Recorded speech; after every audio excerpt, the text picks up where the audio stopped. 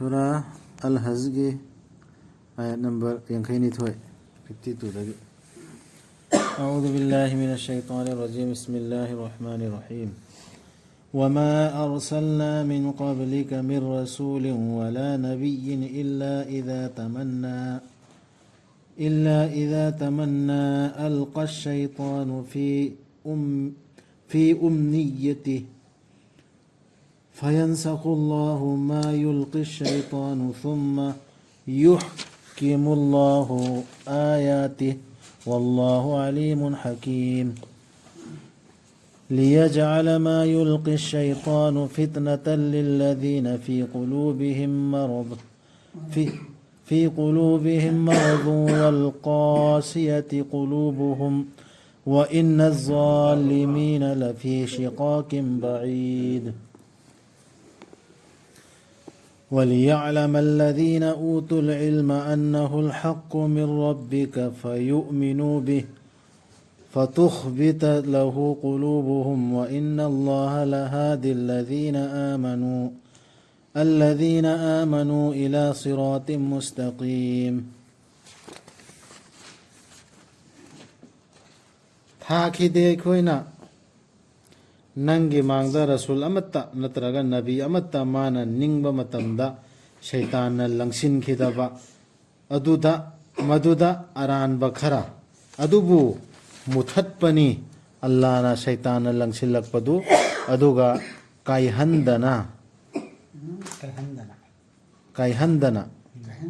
هندنا تنبيبني الله نا ماغي آيات سنگبو الله دي خنگبني سنگبني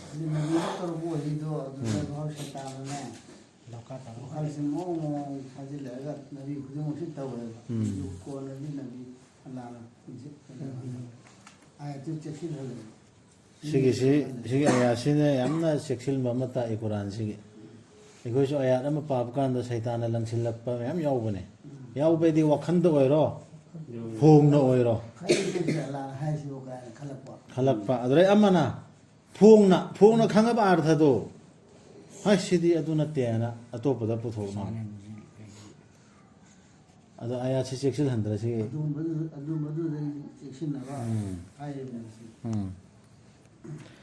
मधु अल्लाह ना ओहन्ना बनी शैतान लंगसलक पदु चांगियंग अमा मखोय की थमोय सिंगदा लाइना लैब सिंगदुदा अमसुंग मखोय की थमोय सिंग कंसन खरब सिंगदुदा तसेंगनमक अरानब तौबु सिंगदी यावखरबनी लापना मचेत ताबदा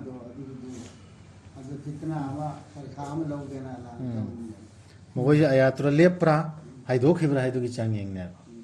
अदन आयात सिदा खक्त लेपकदमी हाइबसी सी दलील अचौबमनी अदुगा ज्ञान लौसिंग पीबीखरब सिंगदुना खंगनबा मदुदी मसी कुरान असि अचुंबदुनी हाइबा नंगिरक्तगी अदुगा मसीदा थाजनबा अदुगा मदुदा नुलुकचनबा मखोयगी थमोय सिंगना तसेनमक अल्लाहदी थाजब सिंगबु लमजिंग बिबदुनी चुमद्रिंग चुंबा लंबीदुदा ईमान वाला सिंगना हेन्ना चेक्सिन दौरिमी अल्लाह हाइबु जुमेन नबीदे बहुत हाजिल है मदु अखन खुद लाइसी है खंदेवा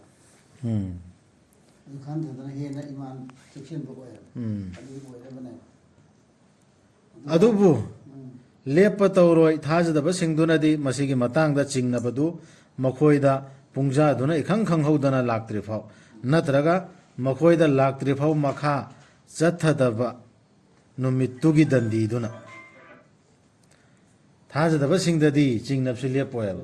अदो इखो इसा इसा चेक तौगदमी अल्लाह की आयात से देखो कंप्लीट वही बरा चिंगनबरा है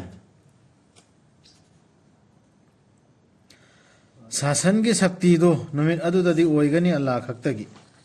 विचार तौबीगनी माना मखोय की मरक्ता अदुना थाजखिबा अदुगा अफब थबक सिंग तौजखिबा सिंग अदुदी लैगनी नुंगाइरबा हिकोल सिंगदा थाजबत नतन अफब थबक सु तौखिब सिंगदो आई थाजरे अल्लाह दे ईमान पुरे सोयर रो हिसाब किताब से एना मचिंदा थमोयद लैबदुत नतबा अफबा नमाज सोनखिबा जाकात पीखिबा हज्जत खिबा अजरगे वयल विचार चुमना तौखिबा अदुगा थाजदब सिंग अमसुंग मखोयगी आयात सिंगबु अखोयगी आयात सिंगबु यादब सिंग अदुगिदी चोपहनगदब दंदी थाजखिदब आयात सु याखिदब गांगुदो ꯑꯆꯥꯄꯣꯠ ꯏꯆꯝ ꯆꯝꯅ ꯄꯤꯔꯣꯏꯕ ꯆꯣꯞꯍꯟꯕꯝꯁꯨ ꯅꯥꯏꯒꯅꯦꯕ ꯆꯣꯞꯀꯅꯦꯕ ꯑꯗꯨꯒ ꯈꯨꯜ ꯍꯣꯡꯂꯛꯄꯁꯤꯡꯗꯨ ꯑꯜꯂꯥꯍꯒꯤ ꯂꯝꯕꯤꯗ ꯑꯗꯨꯒꯤ ꯇꯨꯡꯗ ꯍꯥꯠꯇꯣꯛꯄꯤꯈꯤꯕꯁꯤꯡꯗꯨ ꯅꯠꯇ꯭ꯔꯒ ꯁꯤꯈꯤꯕꯁꯤꯡꯗꯨ ꯁꯣꯏꯗꯅꯃꯛ ꯑꯜꯂꯥꯍꯅ ꯄꯤꯕꯤꯒꯅꯤ ꯃꯈꯣꯏꯗ ꯑꯐꯕ ꯆꯤꯟꯖꯥꯛ ꯇꯁꯦꯡꯅꯃꯛ ꯑꯜꯂꯥꯍꯗꯤ ꯈ꯭ꯋꯥꯏꯗꯒꯤ ꯐꯕꯗꯨꯅꯤ ꯆꯤꯟꯖꯥꯛ ꯄꯤꯕꯤꯕꯁꯤꯡꯒꯤ ꯁꯤꯗ ꯔꯤꯖꯛ ꯍꯥꯏꯔꯤꯁꯤ ꯆꯥꯅꯕ ꯆꯤꯟꯖꯥꯛꯇꯨꯗ ꯅꯠꯇꯦ ꯃꯉꯣꯟꯗ ꯄꯤꯒꯗꯧꯔꯤꯕ ꯒꯤꯐ ꯄꯨꯝꯕꯗꯨ ꯂꯣꯏꯅ ꯆꯟꯈ꯭ꯔꯦ ꯃꯉꯣꯟꯗ ꯄꯤꯒꯗꯧꯔꯤꯕ ꯖꯟꯅꯠꯇ ꯄꯤꯒꯗꯧꯔꯤꯕ ꯇꯣꯐꯥ ꯄꯨꯝꯕꯗꯨ ꯂꯣꯏꯅ ꯔꯤꯖꯛꯇ ꯆꯤꯡꯉꯤ ꯁꯣꯏꯗꯅꯃꯛ ꯑꯜꯂꯥꯍꯅ ꯆꯪꯍꯟꯕꯤꯒꯅꯤ ꯃꯈꯣꯏꯕꯨ ꯆꯪꯐꯝ ꯑꯃꯗ ꯃꯗꯨꯕꯨ ꯃꯈꯣꯏꯅ ꯄꯦꯟꯖꯒꯗꯕ ꯇꯁꯦꯡꯅꯃꯛ ꯑꯜꯂꯥꯍꯗꯤ ꯁꯣꯏꯗꯅꯃꯛ ꯈꯪꯕꯅꯤ ꯈꯥꯡꯕꯤ ꯍꯩꯕꯅꯤ ꯍꯂꯤꯝꯁꯤ ꯌꯥꯝꯅ ꯄꯨꯛꯆꯦꯜ ꯇꯞꯄꯤꯕꯗꯨ ꯃꯗꯨ ꯑꯗꯨꯝꯅꯅꯤ ꯑꯗꯨꯒ ꯀꯅꯥꯒꯨꯝꯕꯅ ꯂꯃꯟ ꯈꯨꯝꯂꯕ ꯃꯉꯣꯟꯗ ꯇꯧꯈꯤꯕ ꯑꯗꯨꯒ ꯃꯥꯟꯅꯅ ꯑꯗꯨꯒꯤ ꯇꯨꯡꯗ ꯃꯉꯣꯟꯗ ꯍꯦꯟꯖꯤꯟꯅ ꯇꯧꯕꯤꯔꯕ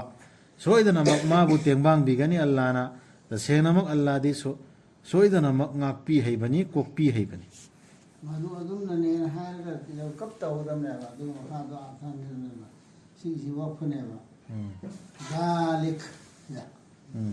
ꯁꯤ ꯃꯊꯛꯇ ꯍꯥꯏꯔꯤꯁꯤ ꯁꯣꯏꯗꯅ ꯑꯣꯏꯅꯤ ꯍꯥꯏꯕꯅꯦꯕ ꯁꯨꯝ ꯑꯗꯨꯝ ꯑꯣꯏꯔꯗꯕꯅꯤ ꯁꯣꯏꯔꯣꯏꯗꯕꯅꯤ ꯍꯥꯏꯕꯅꯦꯕ ꯀꯅꯥꯒꯨꯝꯕꯅ ꯂꯃꯟ ꯈꯣꯝꯂꯕ ꯃꯉꯣꯟꯗ ꯇꯧꯈꯤꯕ ꯑꯗꯨꯒ ꯃꯥꯟꯅꯅ ꯑꯗꯨꯒꯤ ꯇꯨꯡꯗ ꯃꯉꯣꯟꯗ ꯍꯦꯟꯖꯤꯟꯅ ꯇꯧꯕꯤꯔꯕ ꯁꯣꯏꯗꯅꯃꯛ ꯃꯥꯕꯨ ꯇꯦꯡꯕꯥꯡꯕꯤꯒꯅꯤ ꯑꯜꯂꯥꯍꯅ ꯃꯥꯅ ꯆꯞ ꯆꯥꯕ ꯂꯃꯟ ꯈꯨꯝꯖꯔꯨꯕꯗꯣ ꯑꯗꯨꯒꯤ ꯂꯃꯟ ꯑꯃꯨꯛꯀ ꯍꯦꯟꯖꯤꯟꯅ ꯇꯧꯁꯤꯜꯂꯛꯑꯦꯅꯦ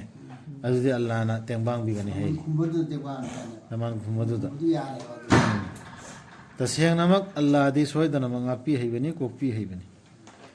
ꯃꯗꯨꯒꯤ ꯃꯔꯝꯗꯤ ꯑꯜꯂꯥꯍꯅ ꯇꯤꯟꯁꯤꯟꯍꯜꯂꯤ ꯑꯍꯤꯡꯕꯨ ꯅꯨꯡꯊꯤꯜꯗ ꯑꯗꯨꯒ ꯇꯤꯟꯁꯤꯜꯍꯜꯂꯤ ꯅꯨꯡꯊꯤꯜꯕꯨ ꯑꯍꯤꯡꯗ ꯑꯗꯨꯒ ꯃꯗꯨꯗꯤ ꯑꯜꯂꯥꯍꯗꯤ ꯇꯥꯕꯅꯤ ꯎꯕꯅꯤ ꯁꯤ ꯗꯂꯤꯜꯅꯤ ꯄꯤꯔꯛꯏꯁꯤ ꯃꯗꯨꯒꯤ ꯃꯔꯝꯗꯤ ꯑꯜꯂꯥꯍ ꯃꯍꯥꯛꯇꯤ ꯑꯆꯨꯝꯕꯗꯨꯅꯤ ꯑꯗꯨꯒ ꯃꯗꯨꯗꯤ ꯃꯈꯣꯏꯅ ꯃꯥꯕꯨ ꯊꯝꯂꯒ ꯀꯧꯖꯔꯤꯕ ꯑꯗꯨꯗꯤ ꯑꯣꯏꯗꯕꯅꯦꯕ ꯑꯗꯨꯒ ꯃꯗꯨꯗꯤ ꯑꯜꯂꯥꯍ ꯃꯍꯥꯛꯇꯤ ꯑꯋꯥꯡꯕꯗꯨꯅꯤ ꯑꯆꯧꯕꯗꯨꯅꯤ ꯑꯗꯨꯒꯤ ꯃꯔꯝꯗꯒꯤꯅꯦꯕ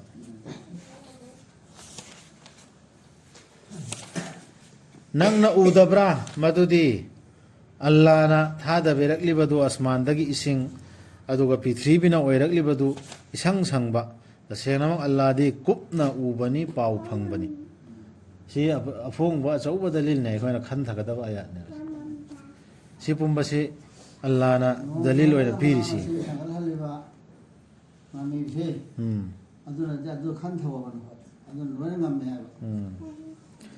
ꯃꯥꯒꯤꯅꯤ ꯑꯁꯃꯥꯟꯁꯤꯡꯗ ꯂꯩꯔꯤꯕ ꯃꯈꯩꯗꯨ ꯑꯃꯁꯨꯡ ꯄ꯭ꯔꯤꯊꯤꯕꯤꯗ ꯂꯩꯔꯤꯕ ꯃꯈꯩꯗꯨ ꯇꯁꯦꯡꯅꯃꯛ ꯑꯜꯂꯥꯍ ꯃꯍꯥꯛꯇꯤ ꯑꯋꯥꯠꯄ ꯂꯩꯇꯕꯗꯨꯅꯤ ꯊꯥꯒꯠꯅꯤꯡꯉꯥꯏ ꯑꯣꯏꯕꯗꯨꯅꯤ ꯑꯗꯨꯅ ꯑꯜꯂꯥꯍ ꯈꯛꯇꯒꯤ ꯑꯌꯥꯠꯁꯤꯗ ꯆꯞ ꯂꯦꯞꯄꯣ ꯉꯁꯥꯏ ꯑꯍꯧꯕꯗ ꯍꯧꯈ꯭ꯔꯤꯗꯨ ꯁꯩꯇꯥꯟꯅ ꯂꯥꯛꯑꯃ ꯃꯤ ꯑꯣꯏꯔꯣ ꯖꯤꯟ ꯑꯣꯏꯔꯣ ꯊꯧꯖꯤꯜꯂꯛꯑꯁꯨ ꯑꯜꯂꯥꯍꯒꯤ ꯑꯌꯥꯠꯁꯤꯗ ꯂꯦꯡꯗꯅ ꯂꯩꯌꯣ ꯋꯥꯈꯜ ꯍꯥꯏꯗꯣꯛꯑꯅꯣ ꯋꯥꯈꯜ ꯍꯥꯏꯗꯣꯛꯄ꯭ꯔꯥ ꯑꯩꯈꯣই ꯏꯁꯥ ꯆꯦꯛ ꯇꯧꯒꯗꯕꯅꯤ ꯅꯪꯅ ꯎꯗꯕ꯭ꯔꯥ ꯃꯗꯨꯗꯤ ꯑꯜꯂꯥꯍꯅ ꯅꯈꯣꯏꯒꯤ ꯅꯈꯥ ꯄꯣꯜꯍꯟꯕꯤꯔꯤꯕꯗꯨ ꯄ꯭ꯔꯤꯊꯤꯕꯤꯗ ꯂꯩꯔꯤꯕ ꯃꯈꯩꯗꯨ ꯑꯗꯨꯒ ꯖꯍꯥꯖꯁꯤꯡꯗꯨꯅ ꯍꯣꯜꯂꯤꯕꯗꯨ ꯁꯃꯨꯗ꯭ꯔ ꯐꯥꯎꯗꯨꯅ ꯃꯥꯒꯤ ꯍꯨꯀꯨꯝꯅ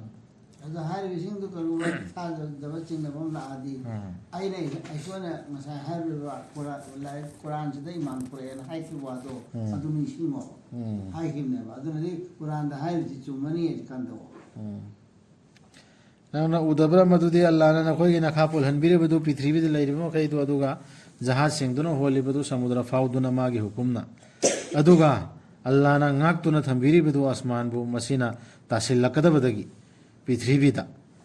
ꯃꯥꯒꯤ ꯑꯌꯥꯕ ꯌꯥꯎꯗꯅ ꯇꯁꯦꯡꯅꯃꯛ ꯑꯜꯂꯥꯍꯗꯤ ꯃꯤꯑꯣꯏꯕꯗ ꯑꯣꯟꯊꯣꯛꯅ ꯅꯨꯡꯁꯤ ꯍꯩꯕꯅꯤ ꯀꯟꯕꯤ ꯍꯩꯕꯅꯤ ꯁꯤ ꯄꯨꯝꯕꯁꯤ ꯆꯥꯟꯕꯤꯔꯤ ꯃꯤ ꯈꯨꯗꯤꯡꯃꯛꯇꯅꯦꯕ ꯁꯤ ꯏꯃꯥꯟꯋꯥꯂꯥ ꯈꯛꯇ ꯅꯠꯇꯦ ꯃꯤꯑꯣꯏꯕ ꯈꯨꯗꯤꯡꯃꯛꯇ ꯑꯜꯂꯥꯍꯅꯅꯤ ꯍꯤꯡꯍꯟꯕꯤꯔꯤꯕꯗꯨ ꯅꯈꯣꯏꯕꯨ ꯑꯗꯨꯒꯤ ꯇꯨꯡꯗ ꯁꯤꯍꯟꯕꯤꯕꯅꯤ ꯅꯈꯣꯏꯕꯨ ꯑꯗꯨꯒꯤ ꯇꯨꯡꯗ ꯑꯃꯨꯛ ꯍꯤꯡꯒꯠꯍꯟꯕꯤꯒꯅꯤ ꯅꯈꯣꯏꯕꯨ ꯇꯁꯦꯡꯅꯃꯛ ꯃꯤꯑꯣꯏꯕꯗꯤ ꯇꯧꯕꯤꯃꯜ ꯈꯪꯗꯕꯅꯤ ꯁꯤ ꯄꯨꯝꯕꯁꯤ ꯇꯧꯔ ꯃꯇꯨꯡꯗ ꯇꯧꯕꯤꯃꯜ ꯌꯥꯝ ꯈꯪꯗꯦ ꯃꯤꯑꯣꯏꯕꯁꯤ ꯈꯪꯅ ꯍꯥꯏꯁꯨ ꯍꯥꯏꯔꯤꯃꯤ ꯃꯆꯤꯟꯗ ꯁꯤ ꯃꯄꯨꯗꯨꯅ ꯇꯧꯔꯤꯃꯦꯅ ꯂꯣꯏꯅ ꯖꯥꯇꯤ ꯈꯨꯗꯤꯡꯃꯛꯅ ꯍꯥꯎꯅꯁꯨ ꯃꯩꯇꯩꯅꯁꯨ ꯍꯥꯏꯔꯤꯃꯤ ꯃꯄꯨ ꯃꯊꯛꯇ ꯂꯩꯔꯤꯗꯨꯅ ꯇꯧꯔꯤꯃꯤ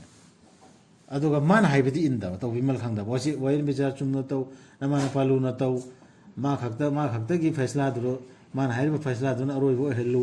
ꯍꯥꯏꯕꯁꯦ ꯑꯗꯨꯒ ꯇꯧꯕꯤꯃꯜ ꯈꯪꯗꯕ ꯇꯧꯗꯦ. ꯑꯣꯏꯔꯛꯏ ꯍꯥꯏꯕꯗꯤ ꯁꯤꯁꯦ ꯁꯨꯃꯥꯏꯅ ꯇꯧꯕꯗ ꯑꯣꯏꯔꯛꯏꯅꯤꯗ ꯑꯗꯨꯗꯅꯤ ꯐꯂꯥꯟ ꯇꯧꯕꯗꯒꯤ ꯑꯗꯨ ꯑꯣꯏꯔꯛꯏꯅꯦꯅ ꯈꯜꯂꯦꯕ ꯈꯜꯂꯦ. ꯑꯗꯨꯅꯦꯕ ꯇꯧꯕꯤꯃꯜ ꯈꯪꯗꯕ ꯍꯥꯏꯁꯦ ꯇꯧꯕꯤꯃꯜ ꯈꯪꯗꯕ ꯇꯧꯔꯒ ꯍꯥꯏꯁꯦ. ꯂꯥꯟ ꯇꯧꯔꯒ ꯁꯤꯒꯤ ꯊꯕꯛꯁꯤ ꯑꯣꯏꯔꯛꯏ ꯊꯕꯛꯁꯤ ꯁꯤ ꯐꯂꯥꯟꯅ ꯑꯗꯨ ꯇꯧꯕꯤꯗꯅ ꯑꯣꯏꯔꯛꯏꯃꯦꯅ ꯍꯥꯏꯕꯁꯦ ꯁꯤ ꯑꯃꯨꯛ ꯆꯤꯟꯗꯤ ꯊꯣꯛꯑꯦ ꯊꯣꯛꯂꯛꯏꯃꯤ ꯑꯩꯅ ꯇꯥꯟꯕꯗ ꯃꯌꯥꯝ ꯍꯦꯟꯖꯤꯟꯕ ꯌꯥꯎꯔꯤꯃꯤ ꯏꯁ ꯃꯥꯒꯤ ꯗꯨꯋꯥꯗꯩꯅꯤ ꯍꯟꯗꯛ ꯑꯣꯏꯔꯛꯏꯁꯦꯕꯨ ꯍꯥꯏꯔꯤ ꯑꯩꯅ ꯋꯥꯈꯜꯗꯣ. ꯇꯧꯍꯧꯕꯒꯤ ꯑꯩ ꯀꯥꯟꯅꯕꯅꯤꯅ ꯑꯂꯥꯗ ꯄꯜꯂꯗꯤ ꯐꯕ ꯑꯂꯥꯅ ꯇꯧꯕꯤꯗꯅ ꯑꯂꯥ ꯏꯐꯨꯝꯗꯒꯤ ꯃꯥꯏ ꯗꯨꯋꯥꯗꯒꯤ ꯑꯩꯅ ꯍꯥꯏꯔꯗꯤ ꯐꯕ. ꯁꯨꯄꯔ ꯄꯟꯗꯕꯗ ꯃꯥ ꯗꯨꯋꯥ ꯀꯟꯅ ꯇꯧꯈꯤ ꯃꯥ ꯇꯥꯕꯤꯁꯤ ꯀꯟꯅ ꯏꯒꯦ ꯑꯩꯒꯤ ꯇꯥꯕꯤꯁꯤ ꯃꯑꯣꯡꯒꯤ ꯇꯥꯕꯤꯁꯤ ꯏꯒꯦ ꯐꯔꯛꯏꯅꯦ ꯍꯥꯏ ꯍꯥꯏꯔꯤ. ꯑꯣꯏꯕꯅꯤ ꯇꯥꯕꯤ ꯄꯨꯔꯥ ꯑꯗꯨꯗ ꯊꯥꯖ ꯊꯝꯃꯤꯅꯤ ꯇꯧꯕꯤꯃꯜ ꯈꯪꯗꯦ ꯃꯤꯑꯣꯏꯕꯁꯦ ꯖꯥꯇꯤ ꯈꯨꯗꯤꯡꯃꯛꯇ ꯑꯩꯈꯣꯏꯅ ꯍꯥꯏꯗꯤ ꯑꯜꯂꯥꯍꯅ ꯄꯤꯈꯤꯕꯅꯤ ꯙꯔꯃꯒꯤ ꯆꯠꯅꯕꯤꯁꯤꯡ ꯑꯗꯨꯕꯨ ꯃꯈꯣꯏꯅ ꯄꯥꯡꯊꯣꯛꯄ ꯑꯗꯨꯅ ꯑꯣ ꯃꯨꯍꯝꯃꯗ ꯁꯜꯂꯜꯂꯥꯍꯨ ꯑꯂꯩꯍꯤ ꯋꯁꯜꯂꯝ ꯃꯈꯣꯏꯅ ꯅꯉꯣꯟꯗ ꯃꯔꯩ ꯌꯦꯠꯇꯁꯅꯨ ꯋꯥꯐꯝꯗꯨꯗ ꯑꯗꯨꯕꯨ ꯀꯧ ꯃꯈꯣꯏꯕꯨ ꯅꯪꯒꯤ ꯔꯕꯀꯤ ꯃꯥꯏꯀꯩꯗ ꯇꯁꯦꯡꯅꯃꯛ ꯅꯪꯗꯤ ꯂꯩꯕꯅꯤ ꯆꯨꯝꯗ꯭ꯔꯤꯡ ꯆꯨꯝꯂꯕ ꯂꯝꯖꯤꯡꯗꯨꯒꯤ ꯃꯊꯛꯇ ꯅꯪ ꯈꯟꯅ ꯆꯩꯅꯔꯨꯅꯣꯕ ꯖꯥꯇꯤ ꯈꯨꯗꯤꯡꯃꯛ ꯑꯗꯨ ꯍꯥꯟꯅ ꯊꯥꯈꯤꯕ ꯅꯕꯤꯁꯤꯡꯗꯨꯒꯤ ꯎꯃꯠꯁꯤꯡꯗ ꯍꯥꯏꯈꯤꯕ ꯅꯤꯌꯣꯝꯁꯤꯡꯗꯣ ꯅꯕꯤꯅ ꯑꯩꯅ ꯍꯥꯏꯕꯗꯒꯤ ꯍꯥꯏꯈꯤꯕ ꯃꯈꯩꯗꯣ ꯑꯗꯨꯒꯤ ꯃꯑꯣꯡ ꯉꯥꯛꯇꯅꯦꯕ ꯁꯤꯗ ꯍꯥꯏꯔꯤꯕ ꯄꯨꯝꯅꯃꯛꯁꯤ ꯑꯗꯨ ꯃꯈꯣꯏꯅ ꯑꯗꯨꯒꯤ ꯈꯪꯅ ꯈꯪꯅꯅꯦꯕ ꯃꯈꯣꯏꯅ ꯑꯦꯜꯂꯤꯕ ꯃꯌꯥꯝꯁꯤ ꯅꯕꯤ ꯈꯨꯗꯤꯡꯃꯛꯅ ꯄꯨꯟꯅ ꯏꯁꯂꯥꯝꯁꯤ ꯑꯃꯠꯇꯅꯦ ꯁꯤ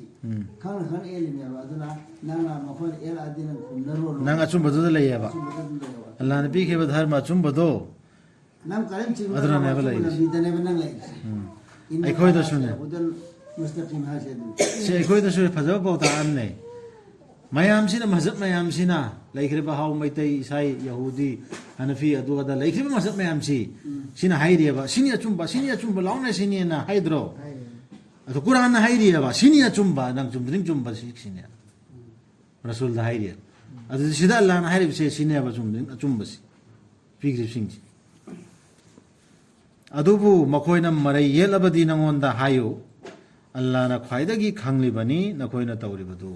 ꯁꯤ ꯈꯛꯇ ꯍꯥꯏꯌꯣꯕ ꯄꯥꯎꯈꯨꯝꯁꯤ ꯅꯈꯣꯏꯅ ꯇꯧꯔꯤꯗꯨ ꯑꯜꯂꯥꯍꯅ ꯈꯪꯉꯦꯕ ꯑꯜꯂꯥꯍꯅ ꯕꯤꯆꯥꯔ ꯇꯧꯕꯤꯒꯅꯤ ꯅꯈꯣꯏꯒꯤ ꯅꯔꯛꯇ ꯍꯦꯟꯒꯠꯍꯟꯕꯤꯒꯗꯕ ꯅꯨꯃꯤꯠꯇ ꯅꯈꯣꯏꯅ ꯃꯣꯠ ꯈꯦꯠꯅꯈꯤꯕꯗꯨꯒꯤ ꯃꯇꯥꯡꯗ ꯃꯣꯠ ꯈꯦꯠꯅꯔꯁꯨ ꯑꯜꯂꯥꯍꯅ ꯕꯤꯆꯥꯔ ꯇꯧꯗꯣꯔꯁꯤ ꯑꯗꯣ ꯑꯩꯈꯣꯏꯗꯤ khange na haidi mohoi da pandor me panso hai sidi Pandor me. Allah na di khange hai kar di mara kan turan hai ki bor di sana khana khana et bor di ಅದರ ಪಾನ್ಗದೂರಿ ma pan gine ba ಆದರೆ ಅಮನ ಸಿದ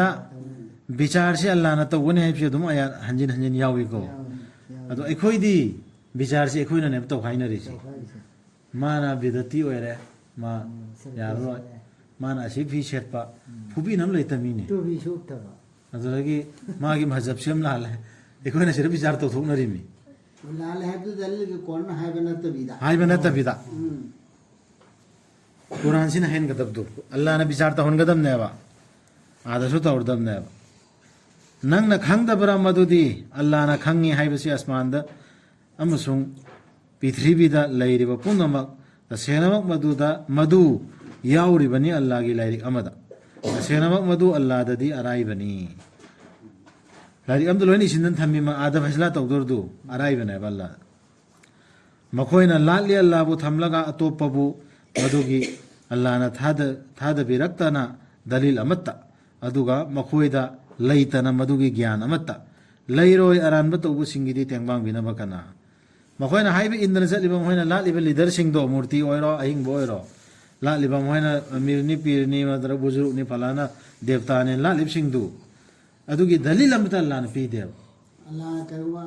mamang hai lai hu lai ma mo khoi na yar be lai ma du yaw ಅದರಸು ಯಾವ್ದೇವ ಅದುಗ ಮಖೋಯ್ಗಿ ಜ್ಞಾನದ knowledge ಲೈತೇವ ಅꯩꯈꯣꯏꯅ ಲಾಲಿಸೆ ಮಖೋಯ್ನ ಲಾಲಿಸೆ ಸಿ ಮತಾಂಗದ ಕರಿನೋ ಚುಮ್ಮಿಬ್ರ ಲಾಲಿಬ್ರ ಹೈ ನಾಲೆಜು ಲೈತೇವ ಅದನ್ ಬಾಬಾನ ಕೊಯ್ನ ತೌರಂಬನಿ ಪು ಕೊಯ್ನ ತೌರಂಬನೆ ಜಥಬನೆ ಅದುಗ ಥಿ ಥಬ ಮತಂದ ಮಖೋಯ್ದ ಅꯩꯈꯣಯ್ಗಿ ಆಯಾಸಿಂಬು ದಲೀಲ್ಸಿಂಗ್ ಓಯ್ನ ನಂಗ್ನ ಖಂಗಿ ಉಬ ಫಂಗಿ ಥಾಜದಬ ಸಿಂಗ್ದುಗಿ ಮಮಾಯಿಸಿಂಗ್ದ ಯಾನಿಂಗ್ದಬ ಸಿದೆ ಅದುಮ್ ಮಿಯೋಯ್ಬ ಅದುಮ್ ಉನಬನಿ ರಸೂಲ್ನಸು ಉರೈ ಮತಂದುದ ಹೌಜಿಕ್ಸು ಅದುಮ್ ಉಬ ಫಂಗ್ ಮ್ಯಾಮ್ ಲೈಬನಿ ಮಖೋಯ್ನ ಖುದ್ ಥಾಗೆ ಹೆಕ್ ತೌಬನಿ ಅꯩꯈꯣಯ್ಗಿ ಆಯಾಸಿಂಬು ಮಖೋಯ್ದ ಥೀ ಥರಿಬ ಸಿಂಗ್ ಅದುದ ಖುದ್ ಥಾಗೆ ಫೋ ತವಯವ ಸೌನಿಂಗೇವ हायु अदु ओइरबदी अइबु हायुरा नखोइदा मदुदगी हेन्ना फत्तबदु मदुदी मैदुनी मदुबु अल्लाहना वादा तौबीख्रबा थाजदबसिंगदा फटखिदरबनिदा मदुगी पंथुंगफमदु से आयात सावब गांगु आयात थी थरपदा ममाई ममसिनब गांगुदुनी दने हायरसी इमई ममान है तो असिगी अर्थ असि कैमतसु अर्थ तु माना आयातसु खंगदनेदने माना कुरान की आयत हायर इनहे कुरान की आयत हायर दे कीगदबदुना खंदा ओइबे अल्लाह ना हायर ब्रन हेना खंदर कीगदबदुना माना हायर इने आयत पो एन ममाई ममसिन बि सौनिंग पोरे इन मिसे मोंग ताबम हायदरदि यादे यादे लाइन हायरकदि यादे हायबसि मोंग ताबा अइना थाजरिबा लाइदुना हायरकदि यादे पार्टी नागम ममी मता हायबसि जानिंगदा सौनिंगेबा थाजदा ओ मिओइबसिंग परमान अमा थमगे अदुना मुन्ना ताव मसिदा सि अल्लाहना नि मुन्ना ताव हारसि मी खुदिमक्तनि हारसि मुस्लिम दत्त नत्ते तसेनमक अल्लाहबु थमलगा नखोइना कौजरिबसिंगदुना कैदुनुंगदसु सेमबा ngamloi haying ama phau मखोइना मदुगिदमक पुनसिनरबसु मखोइ लोइना पुनसिनरसु haying amau sema ngamoi aduga karigumba haying duna lakraba मखोइदगी पोट अमा मखोइना ngamloi मदुबु तानदुना मुनबा मदुदगी haying दुदगी यामना सोनबनी थीरिबा मीदु अमसुंग थीरुरिबा पोतु थीरुरिबा पोतदि गई ओइदबा लाइसिंगबु लालिबा मिसिंगदु अदुगा मखोइना लालुरिबा लाइसिंग माना इज्जत तौदना मांगोंदा फंगने ना थाजरुरि मीदु मीदु मितेलो लाइफम खंगदे बसी तालिब भाईबम मतलू भाईबम नि तालिब पैदी डिमांड तौर बात वा तौर मीदु मान थाजरुरि मीदु अबुशाम सोले यानी मतलू भाईबना मीदु बुजु का हतारे मूर्ति अंतर बुजु अदु अदे अनम असोन असोन हक्तने मार के संगम दिरदि मा सोले बा अदे अम दुसु सोले मीरिबा आइसु वा तौर बे असोन हक्तने फजगर परमाने मखोइना लेप्ते नक्तन हाय मेंगा को हो को हाय जो ताली बोल मतलू तालिब सु मतलू अरे मक सोलिदा हाय मखोइना लेप्ते अल्लाह की मतिक मंगालबु जालिम अदी लाना तौबा जुल्म तौबा मी दुनिदरा मजलूम बदी करे जुल्म फंगीबा मीदु आइना ओ नै रे नै दो आइसना जालिम मीदुरा मजलूम संगी मिदुर मजलूम दसातारि मीदु तुम तालिब मतलब हदुगा अर्थ है तलब तौरि मीदुसु अदरगी माना तालिब मीदुसु मखोइना लेप्ते अल्लाह की मतिक मंगालबु मदुगी लेफम थोकपा चांगदु यौना तसेनमक अल्लाह दी शक्ति लेबनी पांगलबा लेप्ते दि अल्लाह खंगना हाइरिबा आयात से सिदा हाइरिबा नियम सिंगसी सुन्नत सिंगसी सिगिसिना कंप्लीट ओइ हंगदबदु ओइ हंदेब अजु अल्लाह की मतिक मगुन हंथद्रो लेफम थोकदु यौदेब दुदी अल्लाह की इमई मचाउइदा अल्लाह सुब्हानहु तआला नन खंगनी खैदि चाउबायना चिन्दाइ हाइबा अदुगा सोमदा हाइरिबा फैसला ताउ सिद सिन लोइजिल हलोन हाइरिसिना लोइजिल हंद थबक्तन लोइजिल अल्लाह मथौ के तो लैत तो याम ताबरा अल्लाह ना हाइरिबा ऑर्डर सिन लोइजिल हाइबिल हाइस याते फलान सिन हाइरागा अमा सम थगिदम सिदा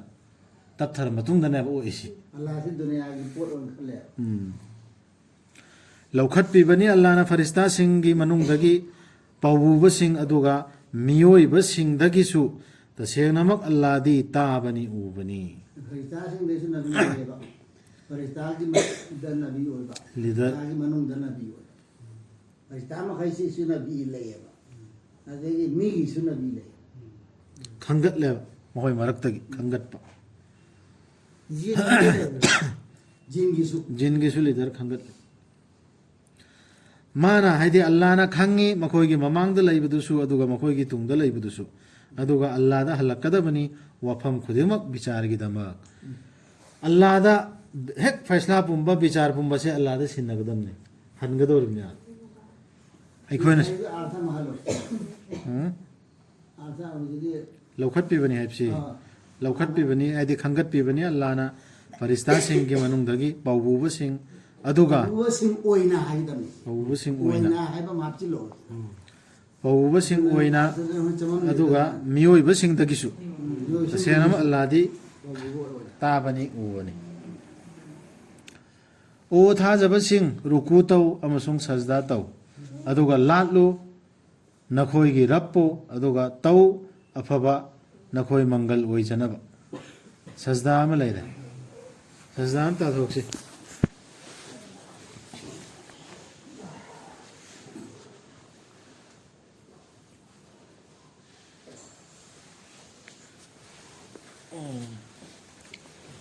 ꯀꯟꯅ ꯍꯣꯠꯅꯔꯣ ꯑꯜꯂꯥꯍꯒꯤꯗꯃꯛ ꯃꯗꯨꯒꯤ ꯍꯣꯠꯅꯐꯝ ꯊꯣꯛꯄꯗꯨ ꯌꯧꯅ ꯍꯥꯏꯗꯤ ꯑꯜꯂꯥꯍꯅ ꯍꯥꯏꯔꯤꯕꯈꯣꯏꯗꯨ 이ꯜꯂꯣꯕ ꯍꯣꯠꯅꯐꯝ ꯊꯣꯛꯄꯗꯨ ꯌꯧꯅ 이ꯜꯂꯣ ꯍꯣꯠꯅꯔꯣ ꯃꯥꯅ ꯈꯪꯒꯠꯄꯤꯔꯕꯅꯤ ꯅꯈꯣꯏꯕꯨ ꯑꯗꯨꯒ ꯃꯥꯅ ꯍꯥꯞꯄꯤꯗ꯭ꯔꯕꯅꯤ ꯅꯈꯣꯏꯗ ꯙꯔꯃꯒꯤ ꯃꯅꯨꯡꯗ ꯑꯔꯨꯕ ꯑꯃꯠꯇ ꯃꯥꯅ ꯏꯟꯁꯥꯟꯕꯨ ꯈꯪꯒꯠꯄꯤꯔꯕꯗꯤ ꯀꯔꯝꯅ ꯈꯪꯒꯠꯄꯤꯗꯨꯕ ꯖꯅꯠ ꯗꯨꯖꯛ ꯐꯪꯒꯗꯧꯔꯤꯕ ꯖꯅ ꯐꯪꯒꯗꯧꯔꯤꯕ ꯃꯤ ꯑꯣꯏꯅ ꯈꯪꯒꯠꯂꯤ ꯅꯈꯣꯏ ꯆꯥ ꯆꯥꯕ ꯖꯅ ꯊꯛꯅꯕ ꯁꯦꯝꯕ ꯅꯠꯇꯦꯕ ꯅꯈꯣꯏꯒꯤ ꯏꯕꯥꯗꯒꯤꯗꯃꯛꯇ ꯑꯩꯅ ꯁꯦꯝꯈ꯭ꯔꯕꯅꯤ ꯑꯗꯨꯅ ꯏꯕꯥꯗꯒꯤꯗꯃꯛ ꯁꯦꯝꯕꯁꯦ ꯈꯪꯒꯠꯂꯗꯅ ꯁꯦꯝꯃꯕꯅꯦꯕ ꯅꯈꯣꯏꯅꯅꯦꯕ ꯖꯅ ꯐꯪꯒꯗꯧꯔꯤꯁꯦ ꯑꯔꯨꯕ ꯑꯃꯠꯇ ꯌꯥꯎꯍꯟꯗ꯭ꯔꯦꯀꯣ ꯑꯜꯂꯥꯍꯅ ꯃꯁꯤ ꯙꯔꯃꯗꯨꯅꯤ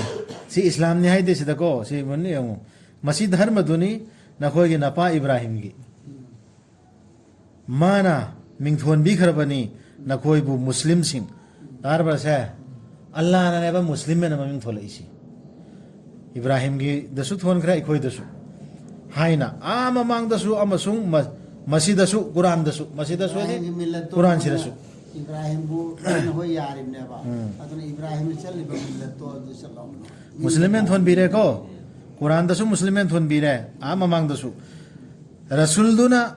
오이나바 사키나 거기 나탔다 아두가 나코이나 오이나바 사키싱 미오이바싱기 마탔다 아두나 부컬로 나마즈 피로 자카트 아두가 jet나 야나로 알라다 꾸란시다고 마니 하이디 알라니 나코이부 세나비라베두 kayada fakraba senabi bano kayada fakraba tengbang bi bano sidane muslim khakta haigedam ne allah na thon khram ne bahana sida safi muslim ahle hadis muslim